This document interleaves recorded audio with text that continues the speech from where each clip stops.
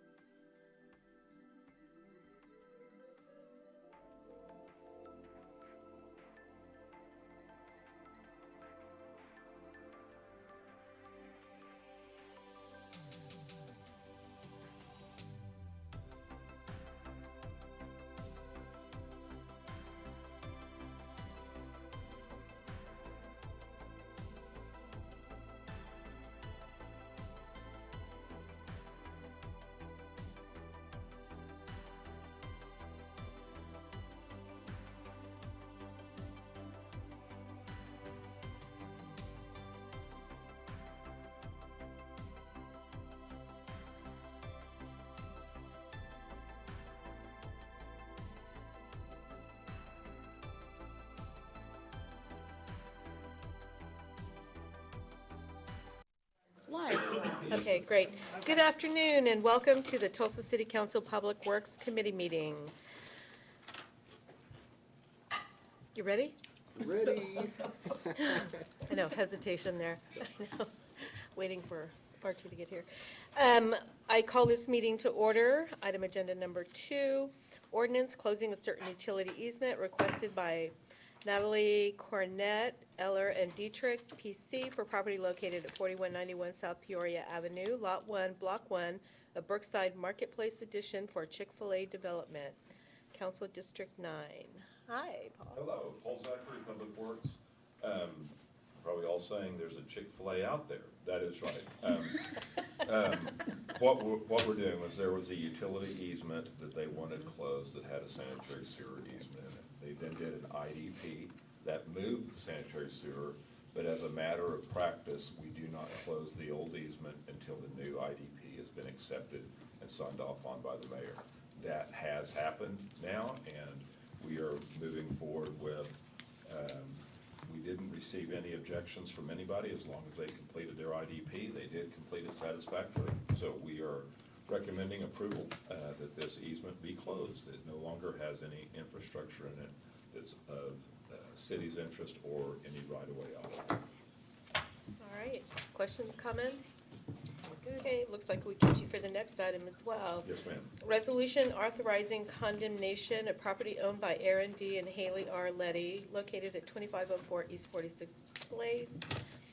Arnold Heights addition and existing public necessity requires the acquisition of a storm sewer easement for the arterial street rehab of South Lewis Avenue, I-44 to East 41st Street South. Council District 9 again. Yes, ma'am. This one's a little, it is associated with this. We've had major drainage complaints at 47th Street and on 46th Place South. They actually flood and water is carried off to the north or to the south, and it cannot be handled by the downstream system. So we are constructing a system to intercept this and take it out to Lewis, and our drainage system on Lewis is being upsized to carry this down in an appropriate way. So we are getting properties from flooding that are flooding currently, and we needed to buy this easement. This project actually started in the previous administration, and the homeowner then had requested this through the mayor's office. And we just took advantage of doing this at the same time. The new owner of the property, his counter has basically been open-ended, and that's where, just to give you an idea, we appraised it, we had the dollar value, but he never gave us it's a non-monetary counter, but also open-ended monetary liability. He wants to not only have the cost of the property now, but he also wants the work zone area reduced, the easement reduced after the work is completed. Then he wants reimbursements for actual post-construction repair costs. Then he wants costs just to be that he can make a claim later for anything else that may happen later, et cetera, et cetera. And it's just like, we can't come to an agreement.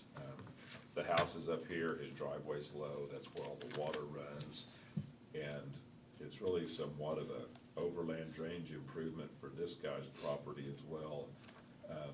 And we've been doing this since December 6th, 2024. And the roadway is ready to go, the utilities are getting ready to be cleared, and we're getting ready to start that. And this is one of the last parcels that we've got to get to make this drainage interception made, and we're not getting anywhere with the gentleman. So we just thought that we would ask for a judicial review of this and let us go and do what we need to do. Okay, Councilor Bush. Yeah, just, is this west of Lewis or east? This is east of Lewis. East, okay. Yeah. Okay. We've got one on the west side too. I know we do. Yes, ma'am. Okay, that's why I was asking which one this was. Right. Thank you. Those people are more receptive to actually and realizing that it's an improvement for them. Right. But this That's- one, everything that we went through the plans with the previous owner, and then this guy came on and acted like he had no idea It turned out to be kind of a bad deal, but now he's just like, I just want the money. It's like, just give us a figure and we'll deal with it, and we can't get that, so we just thought a judge might assist us in this effort. Okay, I'm good. So the appraised value, Was $97,000, and we'll listen to counters, and then we get their information, but he's just left it open-ended. He won't disclose what his damages are, what might be, whatever. And, there are ones where we buy and we vibrate the house, or that's fine. We will take care of those, but it's like, we can't pay you for damages that haven't occurred, or just give you a blank check that we're gonna be there, but, so anyhow, we just need some assistance, and we'll deposit the money, and if we do have damages, he has every right to sue us or To do claim whatever them. we need to do, but we just can't just leave an open check. all righty. Any further questions, comments? Nope. All righty, this is going fast. Moving on to agenda item number 4, discussion with Chief Medical Officer, Dr. Jeffrey Goodlow, regarding adoption of the 2026-2027 Medical Control Board budget. Welcome to the table, Doctor. Thank you. It's nice to be back. Always a pleasure to be with you. Sometimes people have a little trepidation what doctors are going to say. I've got nothing but good news today. So this is our annual request for review and approval of our medical oversight budget, right? The independent arm of our EMS system that helps both IMSA, Tulsa Fire Department, all the components that we have in a very coordinated system. I'm happy to share with you that despite costs that I think all of us feel in our personal finances, that we have kept any increase in this budget request to 2.5%. That's only $43,000. I think probably more germane to your interest, the city of Tulsa component of that is only $5,319 above last year. That just represents additional paramedics and EMT, intermediates, advanced EMTs within the fire department. But I can tell you just very quickly, the health of our EMS system is fantastic. In-house education at IMSA is absolutely working for recruitment and retention. Staffing in the fire department, at least from a medical standpoint, is very positive. We continue to be a leading system in the nation for trauma care. Less than 3% of all EMS systems in the country are able to administer blood products outside the hospital setting. We are now coming up on 2 years of doing that in Tulsa. We are doing it at a particularly cost-conserving methodology. We don't pay for the blood unless we actually administer it. We're working very proactively with our Blood Institute as our blood bank supplier with the trauma facilities in both Tulsa and Oklahoma City, so that blood ultimately is not wasted. And very, very happy with the stewardship of that resource. I'm also happy to share from a cardiac disease standpoint, we had an all-time high success last year, calendar year 2025. I would never advise anyone to have a sudden cardiac arrest, not a good thing. But if you're going to do that, Tulsa, America is one of the best places on earth to do so. So last year, if somebody had a witness collapse, our emergency medical dispatchers were able to provide some phone instruction for CPR, and then we found that patient in a heart rhythm that could respond to defibrillation. 42% of those individuals survived.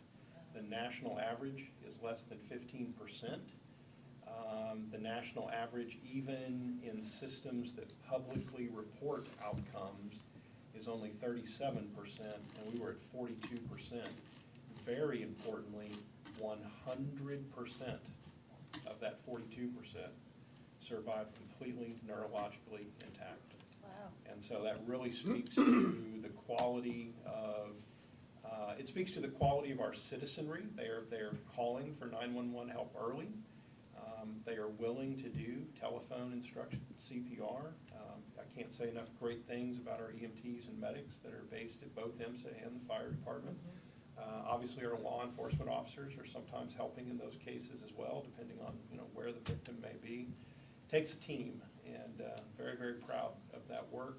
We're also introducing some new capabilities over the next couple of years that I anticipate there will be even more survivors completely neurologically intact. And so there are always things that we're working on. Our team of 9 in the medical oversight office representing the medical control board day to day, we have over 200 cumulative years of EMS service and leadership, and very, very honored and proud of this team. I think Councilor Lakin may have asked me not too long ago, this is 19 years here with the EMS system, so I'm almost getting the hang of it. Almost. Councilor Lakin. Yeah. Another 19, and maybe I'll feel more comfortable with it. Yeah, then we'll But, be up at like 85% survival rate. I'll need the survival myself at that point, but, Right. yeah, I'm very grateful for the opportunity. I'm happy to be here and represent a bunch of great folks that are at work here in medical oversight day in, day out. We, of course, couldn't do it without our hospital partners, really value all of those folks as well, but sometimes folks get into some serious medical problems, and we gotta treat them where they're at to get them to a hospital, and that's what our EMS system does particularly well. I actually want to relate a story that occurred just last week. My way home from an event, there was a citizen that was unstable on his feet, and I was afraid he was going to fall out in traffic on Admiral Place.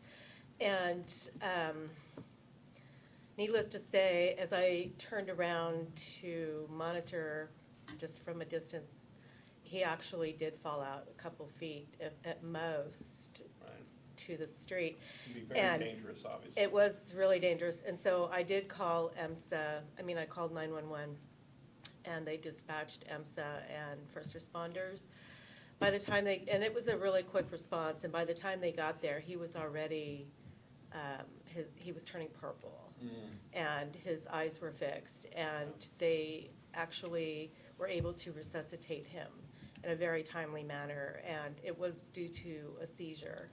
And I was just so impressed with the quickness and efficiency for which they worked on this individual. And it's a testament to the services that we have.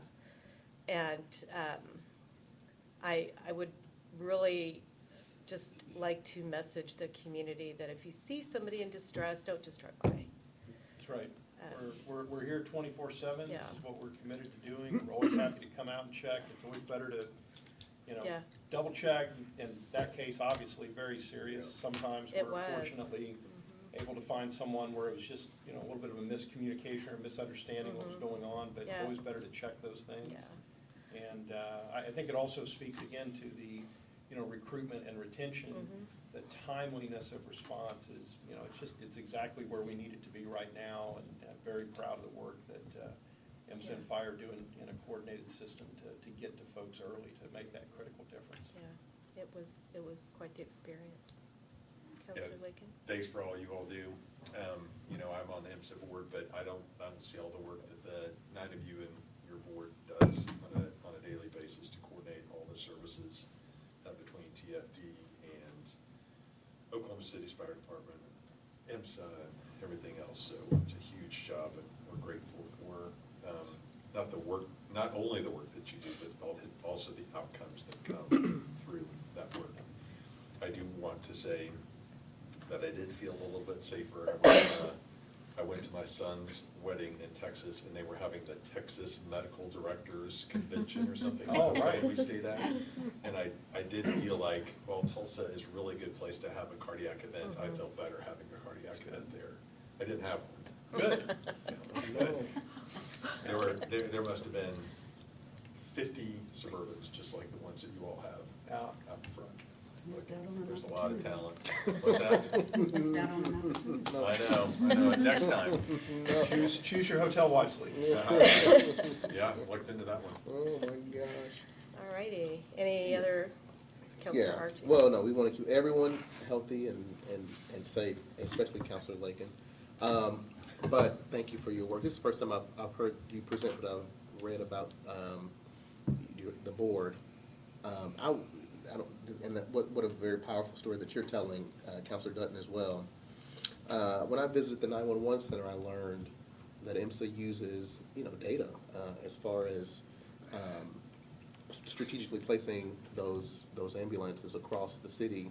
Definitely so. Where are those heat maps, those pockets? Right. Tulsa is a place you can get somewhere in 10 minutes if you're driving with a purpose. And so infrastructure makes a difference, data makes a difference, and it really just pushes those positive outcomes. So thank you for your work, and to the IMSA folks that are out there doing the work. Very grateful for them. Absolutely, you're very welcome. Counselor Bellis? I was just curious if there's anything you think either like structurally or kind of, I don't know, I'm just thinking across different systems that you're operating within in our healthcare context or rural healthcare limitations or things like that that you think we should be aware of just as far as like challenges or opportunities go? I do think that one of the challenges to our system, certainly between both metropolitan areas of Oklahoma, we're responding to over 800 calls a day, right? Oh, wow.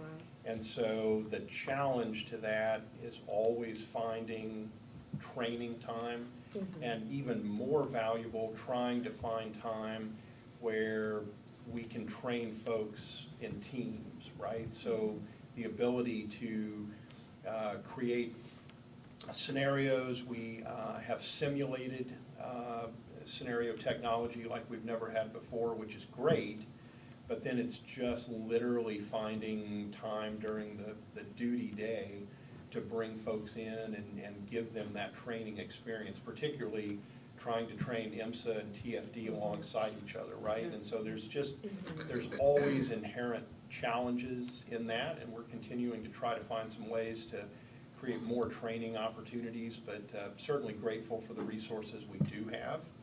And, perhaps in less stressful economic times, there'll be some opportunities to further invest in some of our training technologies, but I definitely share your appreciation and gratitude for all the men and women we have out there in uniform, and I'm glad you had the opportunity at the 911 Communications Center. It's a very vital part of our system, and with great EMTs and medics, we still depend on somebody telling them where to go, right? So that's an important part of the system that can easily get overlooked sometimes if we're not thinking about it. When you talk about the simulations, are you guys using or do you have access to the sim labs at OU and OSU, or? So we do have some limited access to those labs. IMSA is constructing a simulation center at its training headquarters here in Tulsa, very closely modeled on one that they piloted in Oklahoma City. We've gotten great feedback from our crews as to the benefit of the realism of that environment. We're able to put them in a 360 surround simulated environment. It really makes the training that much more effective, and we'll have that in Tulsa shortly.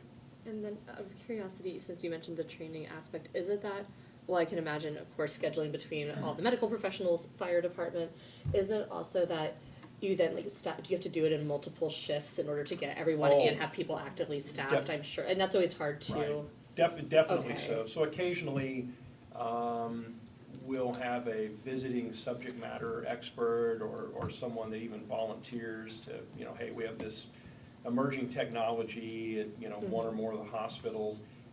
We'd love to share that with the medics.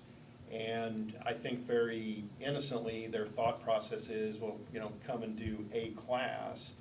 But in reality, to really reach everyone, if we were gonna do something face-to-face, that would take over 20 classes, just to cover, personnel at IMSA and the fire department. Because obviously we can't bring everybody together. Yes, someone has to be. Somebody's gotta be, answering the calls, and then, of course, the different duty shifts. And so, it's not insurmountable, but it always is a real challenge anytime we're introducing new things. It just takes some time and work to get it out to everybody. Yeah, I can imagine. Just as a last question with that, do you all, do you have to do, sorry, this is I do a lot of, in my other job, clinical training things where we Oh, deal with the sure. same kind of complexities or challenge, and it's interesting to think about how this either does or doesn't potentially play into like overtime or something for the fire department to get people to these critical trainings. But I was curious, do you all have to do, I know this is maybe more specific to like certain types of clinicians, but like proctoring and precepting with other, like, for people to learn certain skill sets to practice in the field, or? Right, so part of what we do in medical oversight is once somebody has their initial training, and so they have become certified, and then they have a state license, Mhm. then they go through a process of system-specific credentialing. And so through that clinical credentialing, that's when we make sure everybody has those individual skills Right. that, you know, they've been checked off on the exact equipment, the procedures by training protocol that we have here. And so I think one thing that's important just from a budget conservation standpoint, it's very rare that we're doing any training off regular duty cycles, so we're trying to limit any of those overtime costs of that. Of course. So that's part of the logistics of working these classes in when folks are already on duty, whether it's the fire department or IMSA, trying to keep those costs as low as we can. Thank you. That Yeah. sounds really like herding cats through Jello to organize, so thanks for Yeah, doing you that. bet. I personally can't take credit for that. We have some wonderful full-time training staff, but they do a fantastic job working those logistics with the content that we're working with them to develop. Okay, any further questions, comments? Well, I certainly appreciate you, Doctor, and appreciate that there was just a cost of $5,319 for the city of Tulsa. That's super reasonable. And Well, thank you. so- We do work toward cost conservation. I'm a taxpayer myself and happy to be a taxpayer. Always want to make sure that we're accountable to everybody on that. Much appreciated. Yeah, Thank you. Thank you. You bet. All righty, without any further comments and questions, agenda item number 5, we are adjourned.